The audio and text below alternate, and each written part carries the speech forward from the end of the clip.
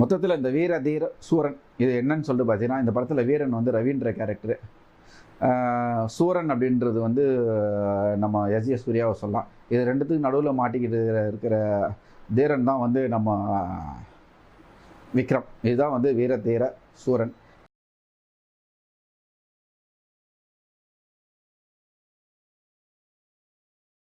சினிமாட நேயர்களுக்கு வணக்கம். இன்றைக்கி நம்ம பார்க்க போகிற திரை விமர்சனம் வந்து நம்ம விக்ரம் நடிப்பில் அருண்குமார் இயக்கத்தில் வெளிவந்திருக்கிற படம் வந்து வீர தீர சூரன். இது வந்து பாகம் 2. பாகம் 1 வந்து பின்னாடி தான் வரப்போகுது. ஃபஸ்ட்டு வந்து பாகம் 2வை ரிலீஸ் பண்ணுறாங்க. இந்த பாகம் 2 ஏன் ரிலீஸ் பண்ணியிருக்காங்கன்னு தெரியல. படம் பார்த்தா உங்களுக்கே தெரியும் ஏன் பண்ணியிருக்காங்கன்னு சொல்லிட்டு. நாங்கள் கண்டுபிடிச்சிட்டோம் யார் ரிலீஸ் பண்ணியிருக்காங்க, அது பின்னாடி பார்ப்போம் என்னன்னு சொல்லிட்டு. இந்த படத்தில் வந்து எஸ்.ஜே. சூர்யா, விக்ரம், துஷாரா விஜயன், இப்படி நிறைய பேர் நடிச்சிருக்கிறாங்க இந்த படத்தில். இசை வந்து ஜிவி பிரகாஷ்குமார். இந்த படத்துடைய கதை என்னன்னு சொல்லிட்டு பார்த்தீங்கன்னா, ஒரு நைட்டில் நடக்கக்கூடிய கதை தான். நைட்டு ஒரு 7 மணிக்கு அப்படியே ஆரம்பித்து 7-8 மணிக்கு ஆரம்பித்து காலையில் உள்ள முடியணும். இதுதான் வந்து இந்த படத்துடைய கதை. கதையோட களம் என்னென்னா, நம்ம விக்ரம் வந்து ஒரு ரிட்டையர்டு ரவுடி, வாலண்டரி ரிட்டையர்மெண்ட் வாங்கின ஒரு ரவுடி. அவர் வந்து ஒரு மளிகை கடை வச்சுருக்கிறார். அவருடைய மனைவி வந்து துஷாரா விஜயன். அவருக்கு வந்து 2 பசங்க, ஒரு பையன் ஒரு பொண்ணு. இப்படி ஒரு அமைதியான வாழ்க்கையை வாழ்ந்துட்டு இருக்கிறார். இப்படி இருக்கும்போது இவர் முன்னாடி வேலை செஞ்சிருந்த ஒரு பெரிய ரவுடி கும்பல், ரவுடி ஃபேமிலி. அவங்க வந்து பார்த்திங்கன்னா, அந்த ரவுடி வந்து அவங்களுக்கு வந்து 2 பொண்ணு, பையன், மருமக, பேரன், பேத்தி, இப்படி வந்து ஒரு பெரிய கூட்டு குடும்பமாக இருக்கிறாரு. இந்த சூழலில் இருக்கும்போது அந்த ரவுடி மேலே நம்ம எஸ்.ஜே. சூர்யா எஸ்பியாக வர்றாரு. அவர் வந்து என்ன பண்ணுறாரு, அவங்க ஃபேமிலி மேலே ஒரு என்கவுண்டர் போடுறாரு. அந்த என்கவுண்டர்லேருந்து அவங்க தப்பிக்கிறதுக்காக எஸ்பியை போடணும். அப்படி எஸ்பியை போடுறதுக்கு சிறந்த ஆள் யாருன்னா நம்ம காளி, அதாவது நம்ம ரிட்டையர்டு ரவுடி விக்ரம் தான் வந்து மிக சரியான ஆளுன்னு சொல்லிட்டு இவர் வந்து ஏதோ பேசி அப்படியே கொஞ்சம் மிரட்டுற மாதிரியும், உன் ஃபேமிலி இங்கே தானே இருக்குதுன்ற மாதிரி மிரட்டி அவருடைய பழைய பாஸ் வந்து இவர் வந்து எஸ்பி போடுறதுக்கு களத்தில் இருக்கிறாரு. விக்ரம் போய் எஸ்பியை போட்டாரா இல்லையா அப்படின்றது தான் வந்து இந்த படத்துடைய கதை. இந்த படத்தில் ஒரு ஓப்பனிங்கில் பார்த்தீங்கன்னாக்கா, ஒரு பெரிய குடும்பம், அந்த குடும்பத்தில் வந்து விருந்து நடந்துட்டு இருக்கு. அங்கே திடீர்னு ஒரு லேடி வராங்க, ஒரு சின்ன குழந்தைய கூட்டிகிட்டு வராங்க. கூப்பிட்டு வந்து என் புருஷன் என்னடா பண்ணீங்கன்னு சொல்லிட்டு கேட்குறாங்க. அவங்க நாங்கள் எதுவும் பண்ணல போன்னு சொல்லி அடிக்கிறாங்க, துரத்துறாங்க, இந்த மாதிரி நடக்குது. அப்புறம் அடுத்த கட் பண்ணால் உடனே என்ன பண்ணால், அந்த லேடியோட ஹஸ்பண்ட் வந்து ஸ்டேஷனில் போய் என் பொண்டாட்டி என் பொண்ணையும் காணுன்னு சொல்லிட்டு கம்ப்ளைண்ட் பண்ணுறாரு.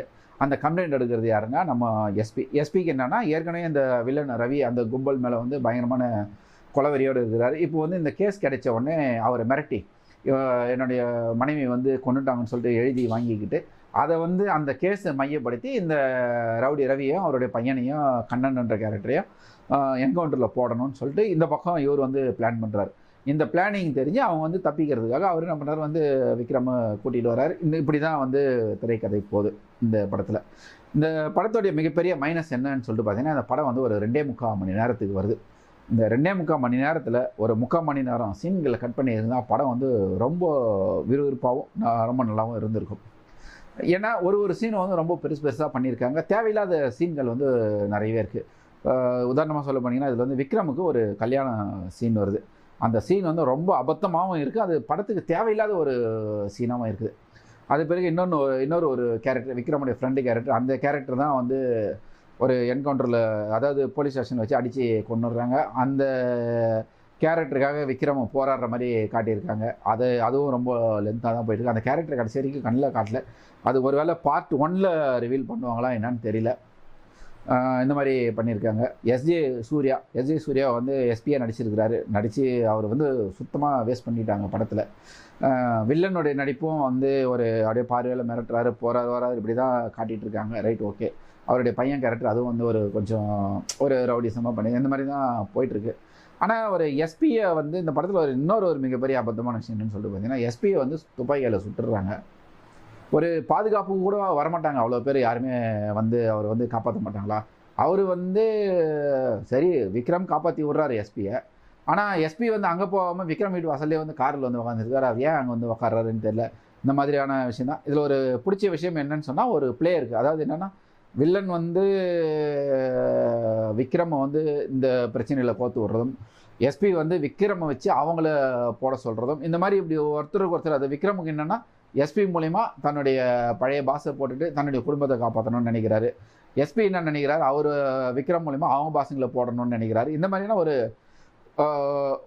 ஒரு நல்ல ஒரு திரைக்கதை பின்னலோட திரைக்கதை எழுதியிருக்கிறாரு நம்ம அருண்குமார், அவ்வளோதான் சொல்ல முடியும். மேலே இந்த படத்தோடைய இசை வந்து ஜிவி பிரகாஷ்குமார். ஜிவி பிரகாஷ்குமார்கிட்ட ரொம்ப பிடிச்ச விஷயம் என்னென்னா, தான் நடிக்கிற படங்களை தவிர மற்ற படங்கள் இசையமைக்க சொன்னால் ரொம்ப நல்லா இசையமைச்சிருவார். அதே மாதிரி இந்த படத்துலேயும் கொஞ்சம் நல்லா இசையமைச்சிருக்கிறாரு அப்படின்னு தான் சொல்லலாம். அதேமாரி கொஞ்சம் ஜிவி பிரகாஷ் வந்து அவருடைய படத்துக்கும் கொஞ்சம் மெனக்கட்டி இசையமைச்சல் நல்லாயிருக்கும். சரி, அது இந்த இதில் பார்க்க வேண்டாம். ஒளிப்பதிவு நல்லாயிருக்கு. அந்த ஒரு நைட்டில் இரவில் நடக்கிற அந்த விஷயங்கள் வந்து கேமராமேன் வந்து நல்லாவே பண்ணியிருக்கிறாரு. மொத்தத்தில் இந்த வீர தீர சூரன் இது என்னன்னு சொல்லிட்டு பார்த்தீங்கன்னா, இந்த படத்தில் வீரன் வந்து ரவீந்திர கேரக்டரு, சூரன் அப்படின்றது வந்து நம்ம எஸ் சூர்யாவை சொல்லலாம். இது ரெண்டுத்துக்கு நடுவில் மாட்டிக்கிட்டு இருக்கிற தீரன் தான் வந்து நம்ம விக்ரம். இதுதான் வந்து வீர தீர சூரன். இந்த படத்துக்கு வந்து செகண்ட் பார்ட் வந்து முதல்ல சொன்னோம்ல எதுக்குன்னு சொல்லி, இந்த படத்துக்கு வந்து இதுதான் படம். இது வந்து ஃபஸ்ட் பார்ட்டே தேவை கிடையாது. ஏன்னா இந்த படத்தில் எல்லாமே முடிஞ்சிருச்சு. 2.75 மணி நேரத்தில் முடிச்சிருக்கலாம். இதில் வேறு மறுபடியும் ஃபஸ்ட் பார்ட்டை வந்து பின்னாடி கொண்டு வந்து ரிலீஸ் பண்ண போகிறாங்களா? அது என்ன ஒரு புது டெக்னாலஜியில் பண்ணுறாங்க. முதல்ல செகண்ட் பார்ட் விட்டு ஃபஸ்ட் பார்ட்டில்